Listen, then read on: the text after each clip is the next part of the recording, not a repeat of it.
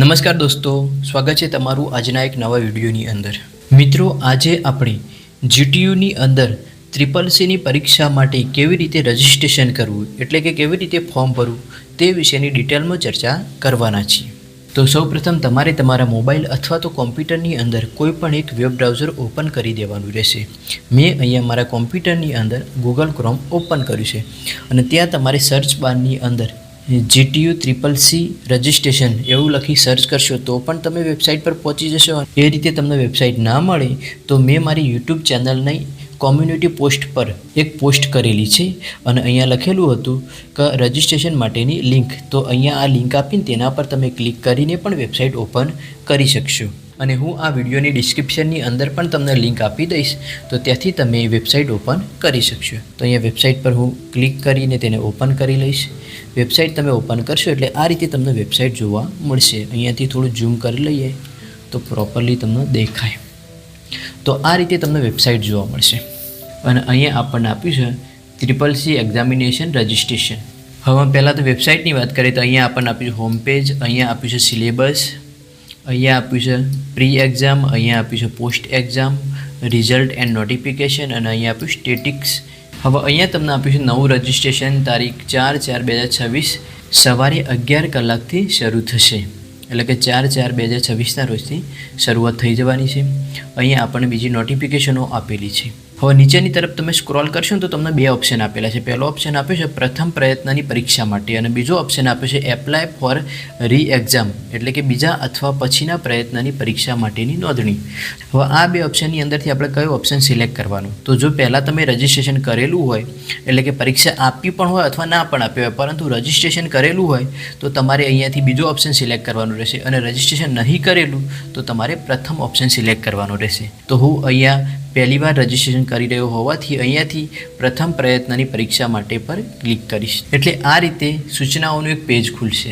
અહીંયા તમને આપ્યું પહેલી વાર પરીક્ષા માટે ઓનલાઈન અરજી કરવાના પગલાં. એટલે કે જો તમે પહેલી વાર રજિસ્ટ્રેશન કરતા હોય તો અહીંયા તમારે પહેલો ઓપ્શન સિલેક્ટ કરવાનું રહેશે અને જો તમે એકવાર પરીક્ષા આપી દીધી છે અને ફરીથી આપવાની તો બીજો ઓપ્શન સિલેક્ટ કરવાનું રહેશે. તો અહીંયા આપણને સૂચનાઓ આપી છે કે ઉમેદવારે પોતાનો મોબાઈલ નંબર, ઈમેલ આઈડી, પૂરું નામ, પાન કાર્ડ આ બધાની જરૂર પડશે. તેમજ તમારી સર્વિસ બુકની અંદર જે પ્રમાણે નામ હોય ને એ પ્રમાણે તમારે નામ લખવાનું રહેશે. હવે ટોટલ આપણને 3 ઓપ્શન આપેલા છે: ઉચ્ચતર પગાર ધોરણ, બઢતી અથવા તો પ્રમોશન અને લાંબા ગાળાની નિમણૂક બાદની બહાલી. તો આ 3ની અંદરથી તમારે કયો ઓપ્શન સિલેક્ટ કરવાનું રહેશે? તો પહેલાં આપણે વાત કરીએ કે બઢતી અથવા તો પ્રમોશન.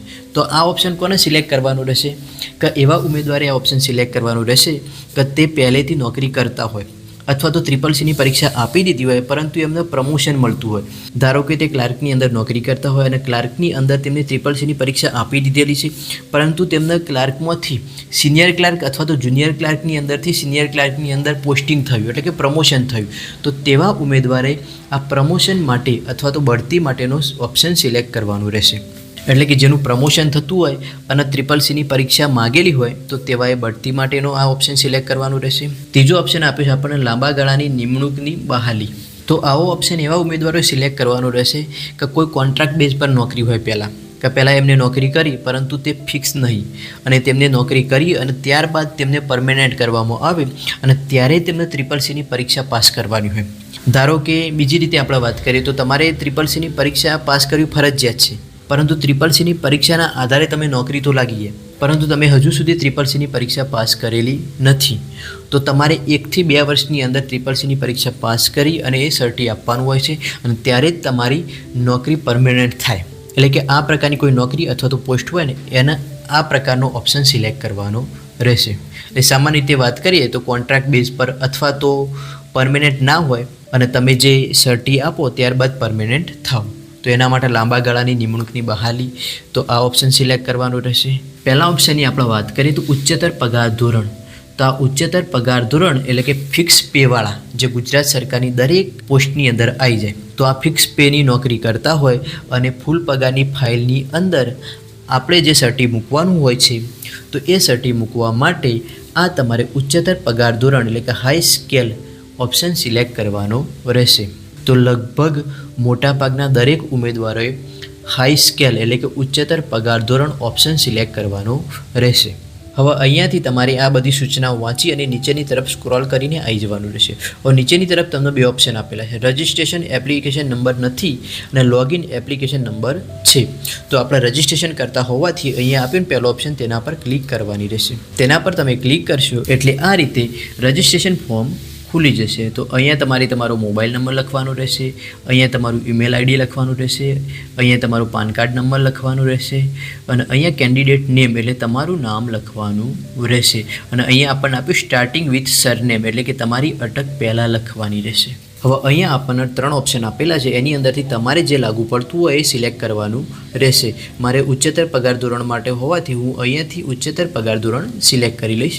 ત્યારબાદ અહીંયા જે તમને આ કોડ આપ્યો એ કોડ અહીંયા તમારે લખી અને click her to register start પર ક્લિક કરવાની રહેશે. તમે આ બધી માહિતી ભરી અને નીચે આપણને એક બટન આપ્યું click her to start registration, તેના પર ક્લિક કરશો એટલે તમારા ઈમેલ આઈડી પર એપ્લિકેશન નંબર અને પાસવર્ડ સેન્ડ કરી દેવામાં આવશે. જો તમે પહેલાં રજિસ્ટ્રેશન કરેલું હોય અને તમારી માહિતી ઓલરેડી વેબસાઇટ પર પડેલી હશે તો આ રીતે બતાવશે user already exist different mobile number, એટલે કે મેં પહેલાં રજિસ્ટ્રેશન કરેલું છે એ જ મોબાઈલ નંબરથી હું ફરીથી રજિસ્ટ્રેશન કરું છું, એટલા માટે મારે અહીંયા આ રીતે ઓપ્શન આવે છે. તો તમારે નવા નંબરથી રજિસ્ટ્રેશન કરવાનું રહેશે અથવા તો એ નંબર પરથી તમારે ફરગેટ એપ્લિકેશન નંબર કરી અને ફરીથી તમારે એપ્લિકેશન નંબર મંગાવવાનો રહેશે. હવે અહીંયાથી હું મારો મોબાઈલ નંબર બદલી દઉં છું અને ફરીથી રજિસ્ટ્રેશન કરીશ. એટલે આ રીતે તમે સ્ટેપ 1 પર પહોંચી જશો. અહીંયા મારે એપ્લિકેશન નંબર આપેલો છે, અહીંયા એક્ઝામ ટાઈપ અહીંયા આપીશ આપણને બોથ, તો અહીંયા ક્લિક કરી અને તમારે કયા પ્રકારની એક્ઝામ આપવાની છે, બોથ એટલે કે બંને આપવાની, પ્રેક્ટિકલ અને થિયરી બંને, અથવા એકલી થિયરી આપવાની થિયરી અને એકલી પ્રેક્ટિકલ આપવાની તો એકલી પ્રેક્ટિકલી સિલેક્ટ કરવાનું રહેશે. ત્યારબાદ અહીંયા તો આપણને સિલેક્ટ કરેલું આપ્યું છે એટલે અહીંયાથી તમારે કોઈ ફેરફાર કરવાનો નથી. રજિસ્ટ્રેશન વખતે આપણે જે ડેટ નોખી હતી તે પણ અહીંયાથી આવી ગઈ છે. હવે અહીંયા આપણને આપ્યું છે નેમ ઓફ ડિપાર્ટમેન્ટ, તો અહીંયાથી તમારે તમારા ડિપાર્ટમેન્ટનું નામ સિલેક્ટ કરવાનું રહેશે. તો અહીંયા તમને આપ્યું ડ્રોપ ડાઉન પર ક્લિક કરશો એટલે અહીંયા અલગ અલગ પ્રકારના ડિપાર્ટમેન્ટ આપેલા છે, તો તમે કયા પ્રકારના ડિપાર્ટમેન્ટની અંદર નોકરી કરો છો તે સિલેક્ટ કરવાનું રહેશે. હું ટીચરની અંદર જોબ કરતો હોવાથી અહીંયા આપ્યું એજ્યુકેશન ડિપાર્ટમેન્ટ તે સિલેક્ટ કરીશ. ત્યારબાદ અહીંયા આપ્યું છે આપણને નેમ ઓફ ઇન્સ્ટિટ્યૂટ અથવા તો ઓફિસ, એટલે કે તમારી ઇન્સ્ટિટ્યૂટ અથવા તો તમારી ઓફિસનું નામ તમારે અહીંયા લખવાનું રહેશે. ત્યારબાદ તમારી ઓફિસનું એડ્રેસ, જો તમે શાળાની અંદર જોબ કરતા હોય તો અહીંયા તમારી શાળાનું નામ લખવાનું રહેશે અને અહીંયા શાળાનું એડ્રેસ લખવાનું રહેશે. અહીંયાથી શાળાની સિટી સિલેક્ટ કરવાની રહેશે, અહીંયા શાળાથી જિલ્લો અને અહીંયા શાળાનું રાજ્ય સિલેક્ટ કરવાનું રહેશે. ત્યારબાદ શાળા જે એરિયાની અંદર હોય તે એરિયાનો પિનકોડ નંબર લખવાનો રહેશે. ત્યારબાદ નીચે આપ્યું name of head of institute અથવા તો ઓફિસ, એટલે કે તમારી ઇન્સ્ટિટ્યૂટ અથવા તો તમારી ઓફિસના હેડનું નામ લખવાનું રહેશે. જો શાળાની અંદર જોબ કરતા હોય તો તમારા પ્રિન્સિપાલનું નામ લખવાનું રહેશે. હવે અહીંયા ડેઝિગ્નેશન ઓફ હેડ, તો હેડનું ડેઝિગ્નેશન લખવાનું રહેશે. હવે અહીંયા આપ્યું છે આપણને contact number of head of institute અથવા તો ઓફિસ, એટલે કે તમારા જો સ્કૂલની અંદર હોય તો પ્રિન્સિપાલનો કોન્ટેક્ટ નંબર લખવાનું રહેશે. ઈમેલ એડ્રેસ પર હેડ, એટલે કે તમારા પ્રિન્સિપાલનું ઈમેલ એડ્રેસ લખવાનું રહેશે. અહીંયા તમે રજિસ્ટ્રેશન વખત તમારું નામ લખ્યું હતું એ નામ તમારું અહીંયા આવી જશે. ડેઝિગ્નેશનની અંદર તમારો હોદ્દો લખવાનું રહેશે, એટલે તમે જે હોદ્દા પર નોકરી કરતા હોય તે હોદ્દો લખવાનું રહેશે. અહીંયા તમારો પાન કાર્ડ નંબર ઓલરેડી આવી જશે. અહીંયા તમારી જન્મ તારીખ લખવાની રહેશે, તો જન્મ તારીખ તમારી અહીંયાથી સિલેક્ટ કરવાની રહેશે અથવા તો અહીંયા તમે લખી પણ શકો. અહીંયાથી તમારું જેન્ડર સિલેક્ટ કરવાનું રહેશે. હવે અહીંયા આપ્યું છે આપણને ડેટ ઓફ જોઈનિંગ, એની અંદર આપ્યું ઇન ગવર્મેન્ટ સર્વિસ, એટલે કે ગવર્મેન્ટ સર્વિસની અંદર તમે જે તારીખે લાગ્યા હોય એ તારીખ અહીંયા લખવાની રહેશે.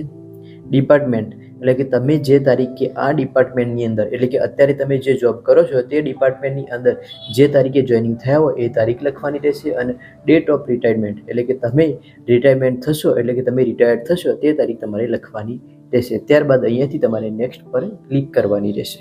પહેલા સ્ટેપની માહિતી ભરી અને નેક્સ્ટ પર તમે ક્લિક કરશો, બીજા નંબરના સ્ટેપ પર પહોંચી જશો. તો અહીંયાથી તમારે તમારું એડ્રેસ લખવાનું રહેશે. અહીંયા માહિતી આપીને બધાની અંદર તમારે તમારું એડ્રેસ અને તમારું ઈમેલ આઈડી જે ઓલરેડી લખેલું જ છે. અને અહીંયા તમે રજિસ્ટ્રેશન વખત જે મોબાઈલ નંબર લખ્યો હતો તે મોબાઈલ નંબર અહીંયા લખેલો હશે. ઓપ્શનલ એક મોબાઈલ નંબર આપ્યો છે ફોન નંબર, એ તમારે લખવો હોય તમે અહીંયા લખી શકો. જો તમારે બેક પર જવું હોય પાછળની માહિતી જોવા માટે, એની અંદર કોઈ સુધારો વધારો કરવો હોય તો અહીંયા ક્લિક કરીને બેક પર જઈ શકો અને નેક્સ્ટ સ્ટેપ પર ક્લિક કરી અને નેક્સ્ટ સ્ટેપ પર જઈ શકશો. તો બધી માહિતી ભરાઈ જાય ત્યારબાદ તમારે નેક્સ્ટ પર ક્લિક કરવાની રહેશે. હવે આ રીતે તમે ત્રીજા નંબરના સ્ટેપ પર પહોંચી જશો. હવે ત્રીજા નંબરના સ્ટેપની અંદર તમારે તમારો ફોટો અને સિગ્નેચર અપલોડ કરવાની છે. તો ફોટો અને સિગ્નેચરની સાઇઝ મોર દેન 100 KB એટલે કે 100 KBથી વધારે હોવી જોઈએ નહીં, અને તેનું ફોર્મેટ છે JPG એટલે કે તમારો ફોટો 100 KBથી વધારે ના હોવો જોઈએ અને JPG ફોર્મેટની અંદર હોવો જોઈએ. તો અહીંયા આપ્યું આપણને અપલોડ રિસેન્ટ ફોટો ન્યૂ, તો તમારો નવો ફોટો અહીંયા તમારે અપલોડ કરવાનો રહેશે.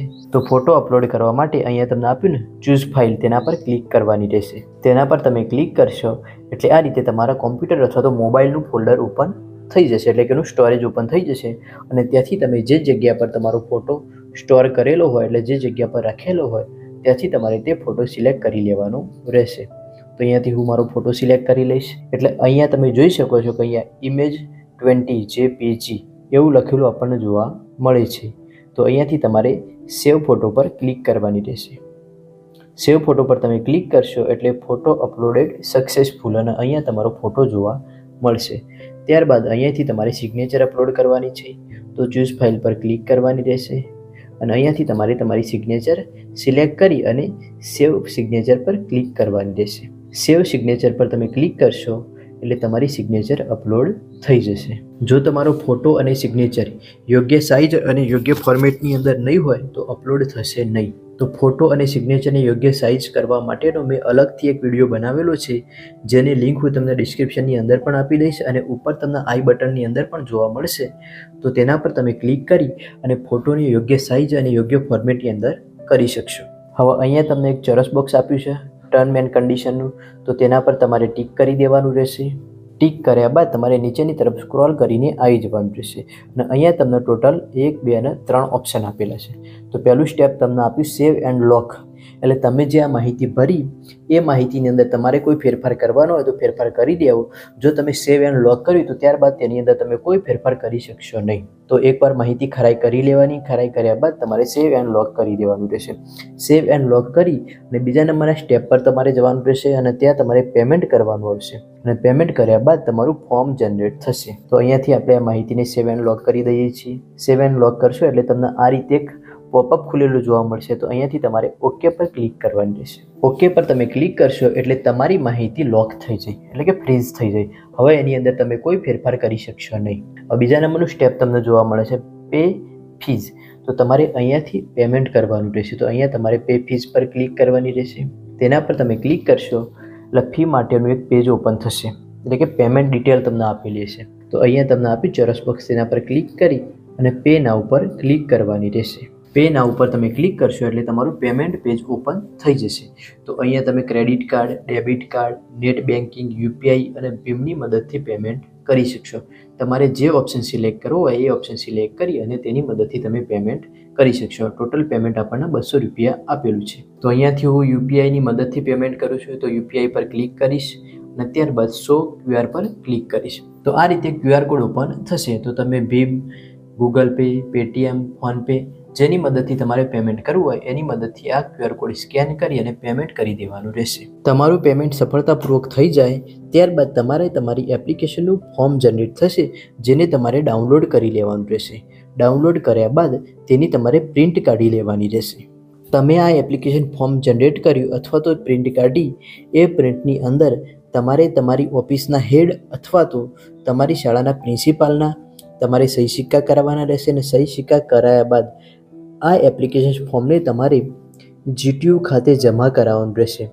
જમા તમે 2 રીતે કરાવી શકો. એક તો તમે આ જે એડ્રેસ આપ્યું તેના પર સ્પીડ પોસ્ટ કરીને પણ જમા કરાવી શકો અને રૂબરૂ તમે ત્યાં જઈને પણ જમા કરાવી શકો. પરંતુ અહીંયા તમને ખાસ નોંધ આપવામાં આવી છે કે ઓરિજિનલ એપ્લિકેશન ફોર્મ ઉમેદવારની સહી તથા ખાતાના વડાની સહી અને સિક્કા સાથે રાખવું. પાન કાર્ડની નકલ પણ તેની સાથે એટેચ કરવી.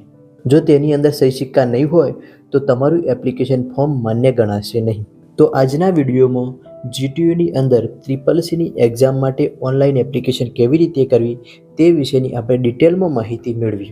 CCCની થિયરી અને પ્રેક્ટિકલ એક્ઝામ માટેના મેં વિડીયો બનાવેલા છે, જેની લિંક હું તમને ડિસ્ક્રિપ્શનમાં આપી દઈશ. તો ત્યાંથી તમે ક્લિક કરી અને તે વિડીયો જોઈ અને તમે CCCની પ્રેક્ટિસ કરી શકશો. જો તમને વિડીયો ગમ્યો હોય તો તેને લાઈક કરો, તમારા મિત્રોને શેર કરો અને આવી જ માહિતી માટે અમારી ચેનલને સબસ્ક્રાઈબ કરો. જય હિન્દ. જય ભારત.